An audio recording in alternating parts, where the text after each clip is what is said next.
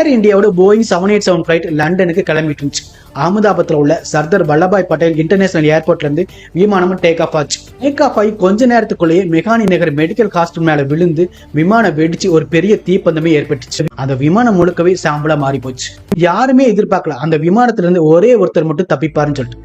Seat number 11A இருந்து விஸ்வாஸ் குமார் ரமேஷ் அந்த விபத்துல இருந்து உயிரோடு வெளியில வந்தார். விஸ்வாஸ் குமார் ரமேஷ்க்கு 39 வயசு ஆகுது. ஒரு பிரிட்டிஷ் இந்தியனும் கூட. கடந்த 20 வருஷமா லண்டன்ல தான் இருக்கிறாரு. அவரோட மனைவி பிள்ளைகள்லாம் அங்கதான் இருக்கிறாங்க. இந்த வேலையில தான் இந்தியாவுக்கு வந்திருக்கிறாரு தன்னோட குடும்பத்தை பார்க்க. விஸ்வாஸ் குமார் எப்படி உயிர் தப்பிச்சிருக்காருன்னு சொல்லிட்டு ஹாஸ்பிட்டல் இருக்கும்போது சொல்லியிருக்காரு. இப்போ என்னால உயிர் படைச்சதை என்னால நம்பவே முடியலன்னு சொல்லியிருக்காரு. அந்த விமானத்தில் இருக்கும்போது ஏர் ஹோஸ்டஸும் பேசஞ்சர்ஸும் இறந்து போனதை நான் பார்த்ததாகவும் சொல்லியிருக்காரு.